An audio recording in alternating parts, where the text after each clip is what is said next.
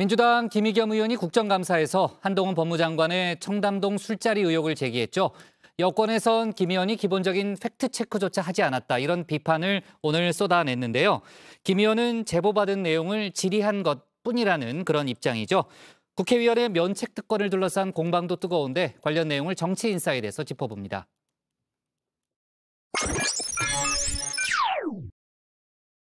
청담동에 있는 고급스러운 바였고요. 그 자리에는 그랜드 피아노가 있었고 첼로가 연주됐습니다.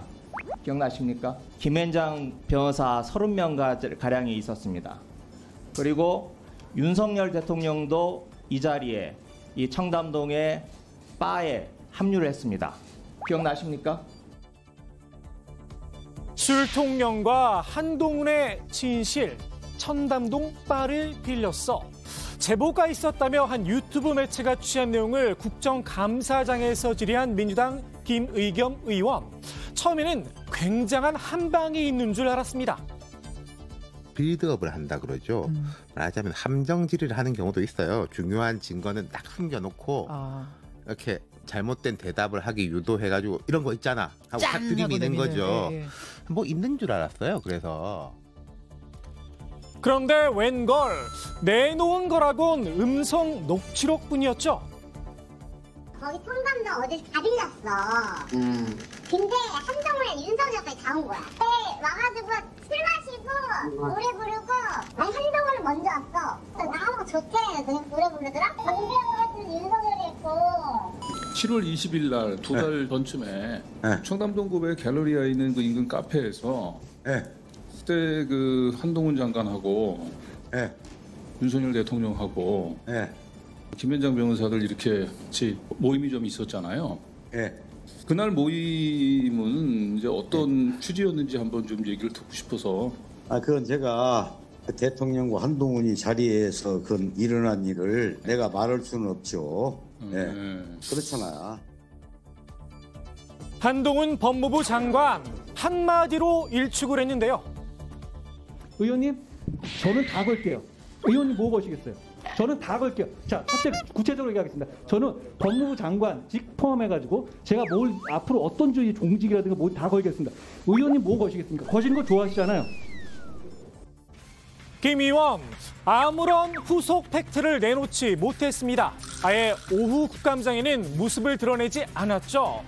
해당 사건을 취재했다는 더 탐사도 마찬가지였습니다. 술자리에서 첼로를 연주했다는 당사자, 연락이 안 돼 확인을 못했다고 하죠. 가장 기본적인 바의 위치, 이제서야 파악한다고 합니다.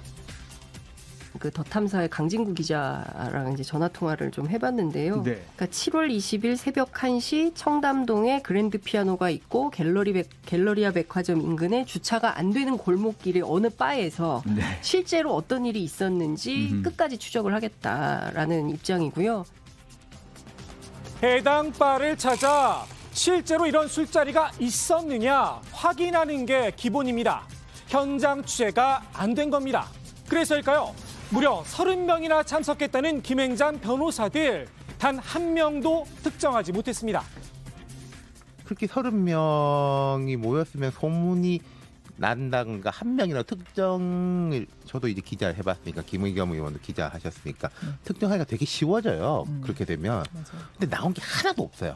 단 하나도. 그러니까 조금 저는 당황스럽더라고요.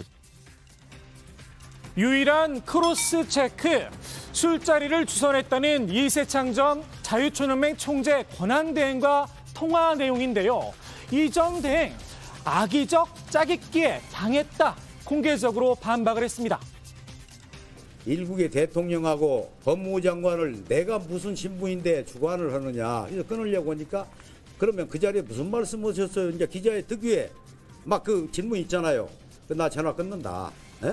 참석도 안 한 사람이 무슨 말을 하느냐. 거기까지입니다. 사실이 아니다, 분명하게 이야기를 했다는 겁니다. 해당 발언이 실제로 있는지 확인해보면 될 일이겠죠. 전체 녹취 파일들 김 의원이 가지고 있습니다.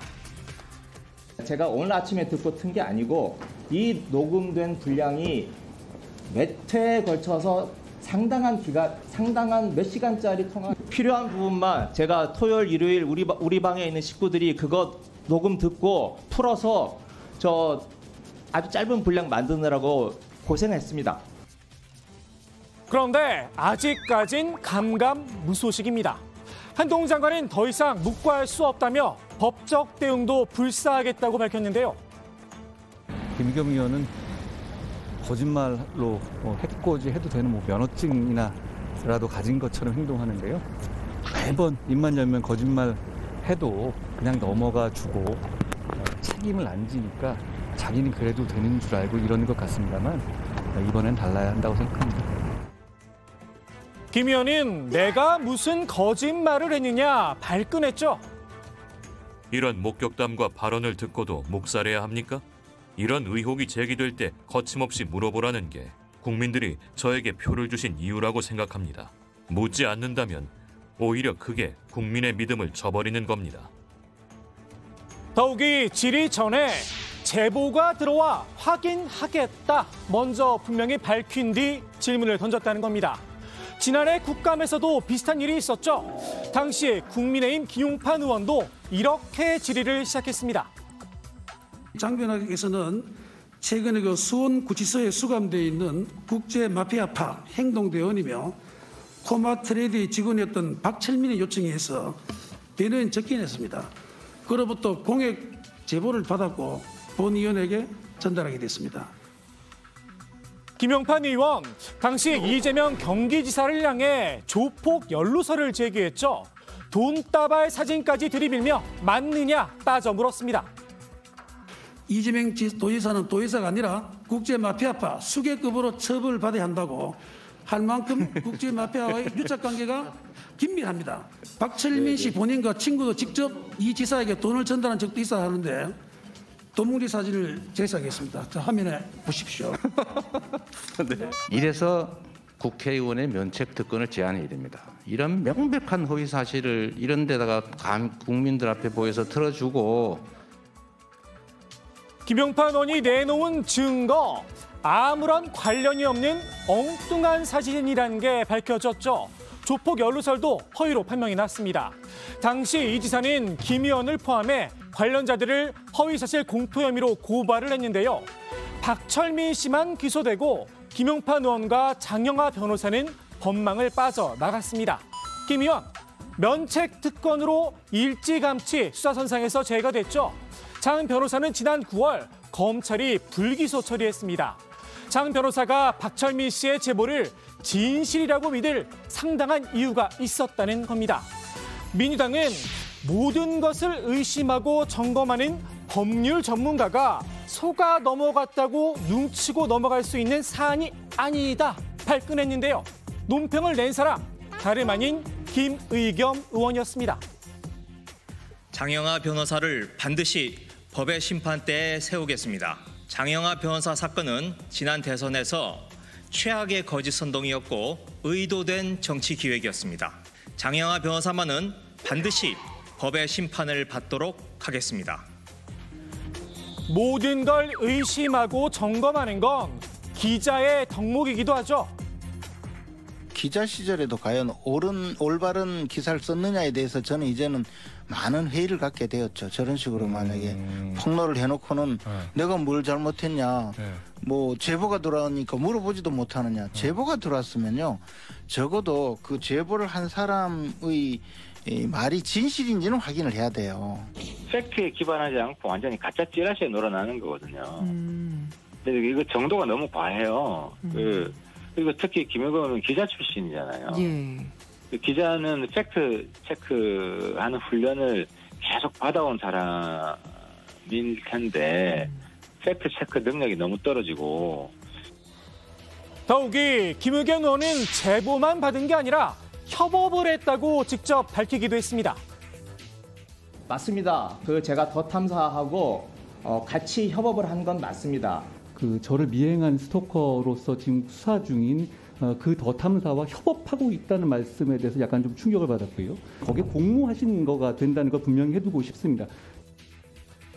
협업을 했다라 함께 확인을 했다는 거겠죠. 김의겸 의원, 김용판 의원과 달리 면책 특권 대상이 아닐 수도 있습니다. 발언 내용이 명백히 허위임을 알면서도 이를 적시해 타인의 명예를 훼손하는 경우에는 면책 특권 대상이 될 수 없다라는 대법원 판례가 존재합니다. 김 의원 입장에선 청담동 술자리가 진실이란 증거를 찾는 게 중요한데요. 먼저 팩트를 확인한 뒤 질의를 했으면 어땠을까 싶습니다. 그랬다면 이런 홍역을 치를 일도 없었겠죠. 오늘의 정치인사이드 이렇게 정리합니다. 한동훈 우리 법무부 장관은 뭐라고 할까 매우 똑똑한 사람입니다. 그래서 국회에서 장관이나 국무위원에 대해서 어떤 질의를 하게 될 때는 정확하게 사실관계를 확인하고서 또 법적 근거를 갖고 질의해야 되지 않나, 저는 그런 생각을 갖고 있고요.